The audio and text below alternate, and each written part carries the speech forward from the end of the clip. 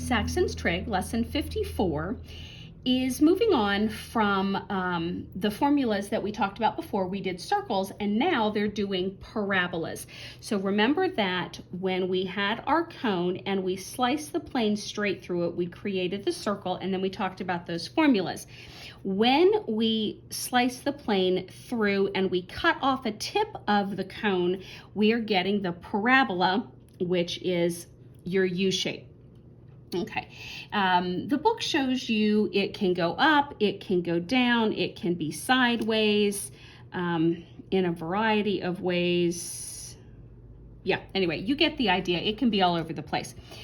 So the basic formula for the parabola, and I was seeing which way they actually wrote their basic one. Okay, the basic formula should be y equals, and then you're going to have in a parenthesis usually, the x will be squared, and then you will have another number. So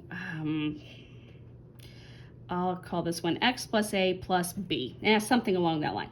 That's your basic formula. So a parabola is going to have one of its letters, either the x or the y, will be squared. Normally it's the x that's squared, and those will be the ones that will open up or down. If the y is squared, they're opening completely sideways, and that would be with the y being squared. Okay, now, in order to typically get to your parabola, we have to go through completing the square.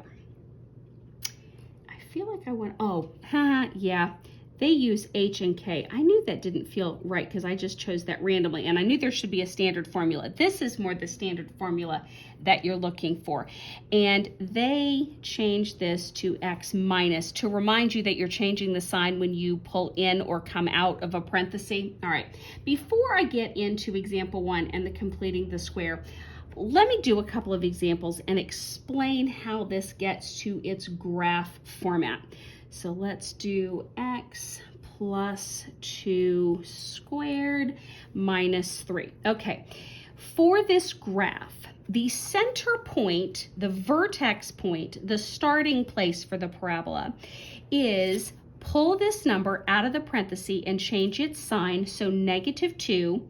Do not change the sign of this one because it's not pulling out of a parenthesis. It's exactly in the form that it wants. The other way to know that is that this 3 is technically part of the y value, but it's been moved over here. So it's already separated from its y. This one is not separated from its x, so its sign needs to change. But this one has already been adjusted when it was moved over here. So it's changed this one's sign, don't change this one's sign. So that's -3. The vertex point then is -2, -3. And now I'm either going to go up or down. Now, because this is positive, I know the curve is going to go up. If this had a negative here, the curve would go down. Now, how I typically find the parabola if I'm trying to graph it is I plug in a 0 to the equation because that's easiest, and then I graph that dot. So let me go ahead and do that. 0 plus 2 is 2. 2 squared is 4. 4 minus 3 is 1. So at 0, I'm going up 1 place. Now, this vertex point acts as the mirror here, and so on the other side of this point, I should have headed through the 2, sorry, that's confusing there. It's how many sections away from the 0 dot that I did? 2 sections. So from the mirror, which is technically here, I go 2 spots this way and match the same dot. That's what the mirror's doing. That's creating my parabola with the mirror image being at, or the mirror being at the vertex dot. And that would be graphing it. Now they show you doing a negative, but I feel like you now understand more the basis of the formula and how it goes to its graph. Now in example 1, we're going to go through all of the mess of getting it to where it's supposed to be. So complete the square to graph. So it reminds you that you're supposed to complete the square. It gives it to me in x squared minus 4x plus 2. Does that look like the way I can easily pull the vertex point? Nope, and there's the problem. So y equals, we want it to be in a parenthesis with the x squared, and we want a number here and a number here. So we're going to follow completing the square steps. Half it, square it, and then add it to the other side if you've forgotten those steps. So half of the x term is -2, filled in, squared, +4, adding +4 to the other side. Oh, wait, I forgot to move this 2 over here. I'm going to keep my y, and this is just a temporary little fix, so I don't really override the y. I can write it in this format. So this is a -2 when I move it over. 4 and -2 makes +2 for my answer on this side, but it doesn't stay here. It goes away from the y and makes -2 when I put it back. But I do this part over here on this side because the completing the square step set, half it, square it, add it to the other side. Okay, now I'm in the right format, and it does want it graphed. Just double checking what my instructions said. So the vertex point will be +2, -2, vertex point.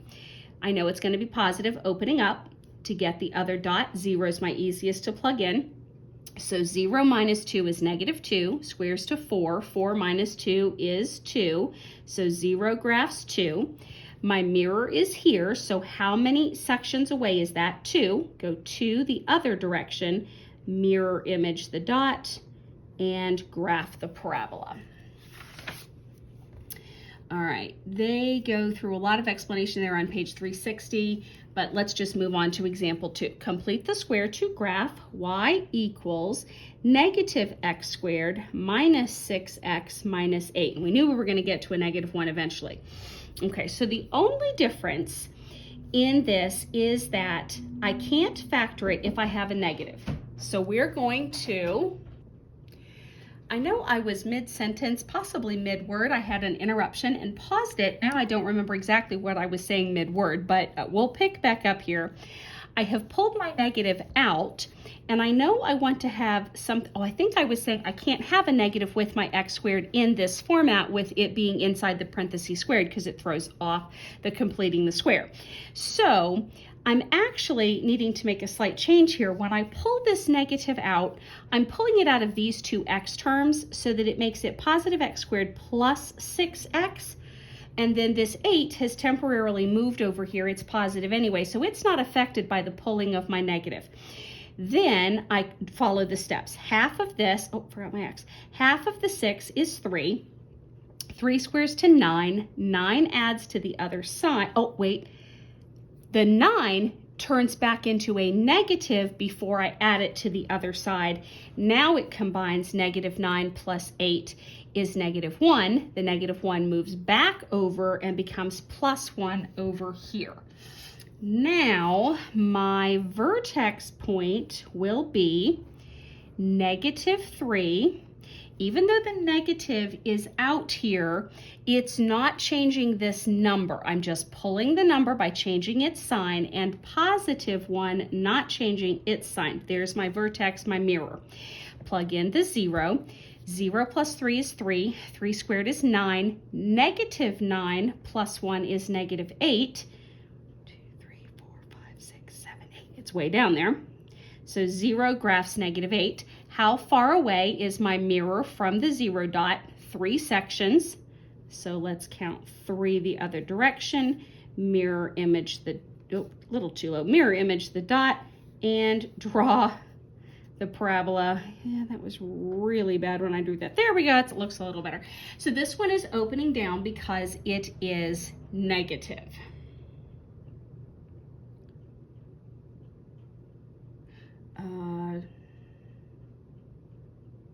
Just a second. Did I? No, -8. No, that's right. Oh, I was looking to see why they had a dot that was labeled -1, -3. And I'm like, I don't have that. Instead of plugging in 0, they chose to plug in -1, and that's how they had a dot in a different place. But the graph itself is identical. I thought for a split second I had the vertex point in the wrong spot.